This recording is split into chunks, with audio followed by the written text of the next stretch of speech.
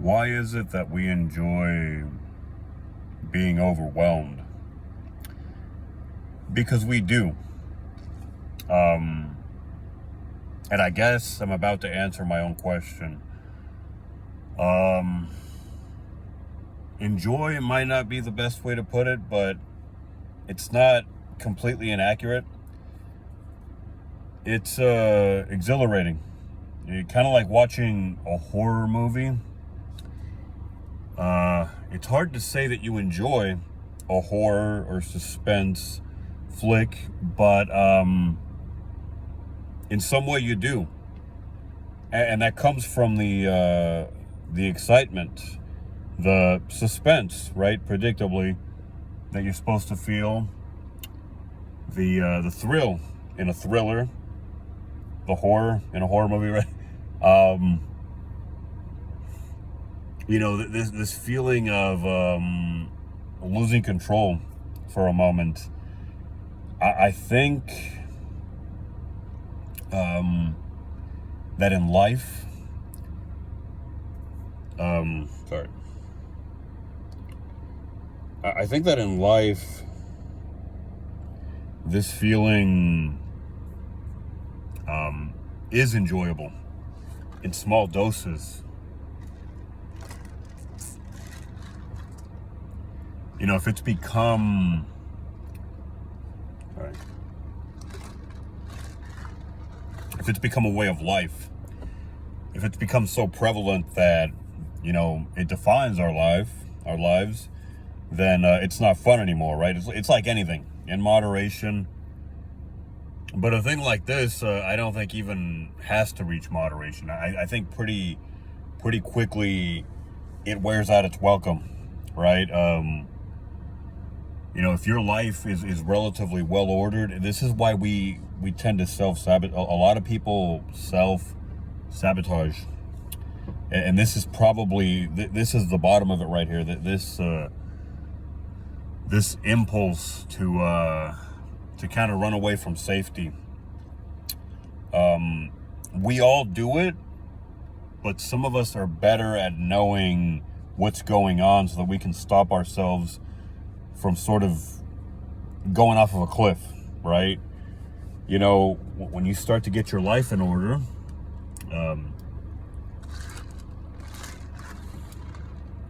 I think it's very natural to feel trapped sometimes. It is like a prison in a way to have stability in your life, to have discipline. This is exactly the purpose that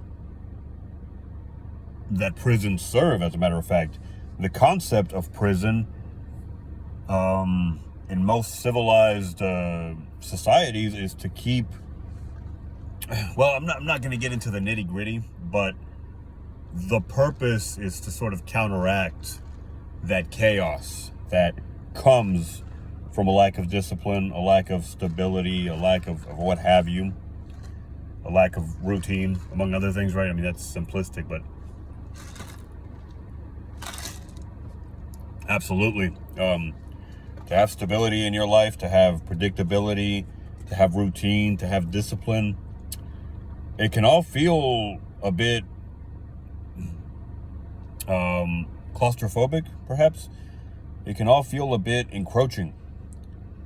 And it isn't until, I think, you have the maturity to be able to tolerate that feeling that you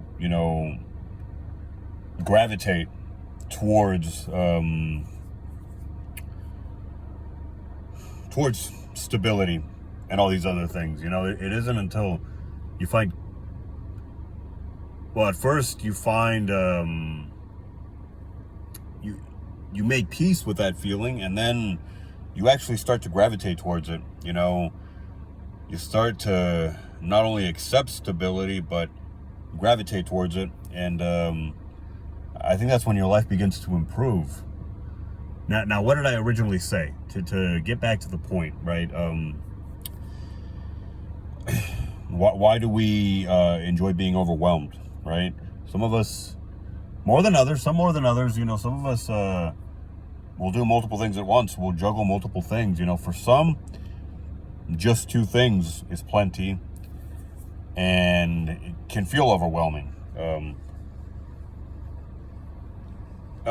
That's not a bad thing. You know, that means you can focus on one thing, and that's good.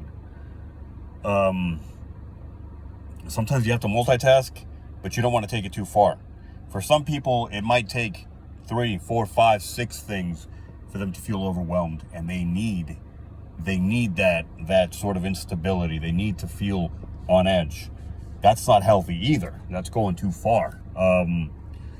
Because the truth is that multitasking is not possible. I've said this before. I don't think it's possible.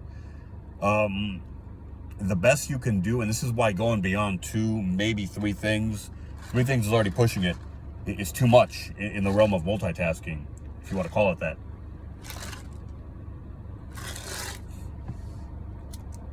You cannot do multiple things simultaneously. You cannot do 2 things simultaneously. The best you can do is alternate, right? I say 2, you know, kind of keep that in mind because it's important. You can gravitate between the 2 things. Multiple could be more than that, but let's stick to 2. You can gravitate back and forth, and that's not too complicated, but there's a complication, an element of complication being thrown into the mix. There's a wrench being thrown in by just having 2 things alone, just by multitasking alone with just, you know, one additional thing. There's a complication there. You're having to go back and forth.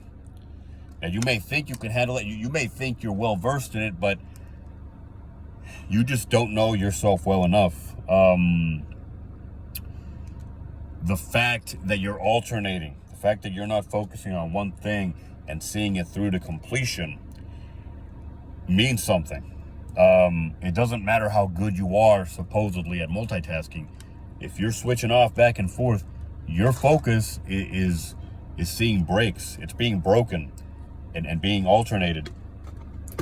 And so there's going to be a sacrifice that's made. You have to keep that in mind. Sometimes you do have to multitask, whatever that means. But 2 things is hard enough, in my opinion. You add another thing, you make it 3. Now you're sort of widening this loop. You're going between, I would say, too many things. 4 or 5. Now you're approaching the point of what I would call fracture. I don't want to make up my own terms, but you know, your mind is not splitting, but it's stretching itself thin to the point where fracture is a possibility, if you ask me.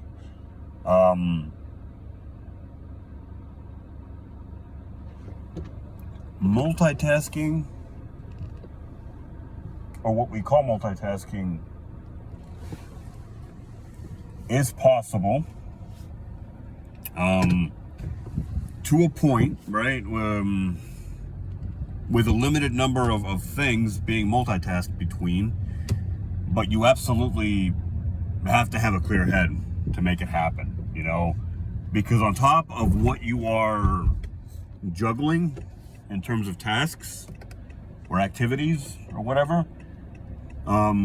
if you have a clouded mind, you're adding that to the mix. So that's, you know, each thing that you have on your mind as you're trying to multitask is adding one additional thing, because it's all, you know, it's all going on up here. You know, everything is being multitasked.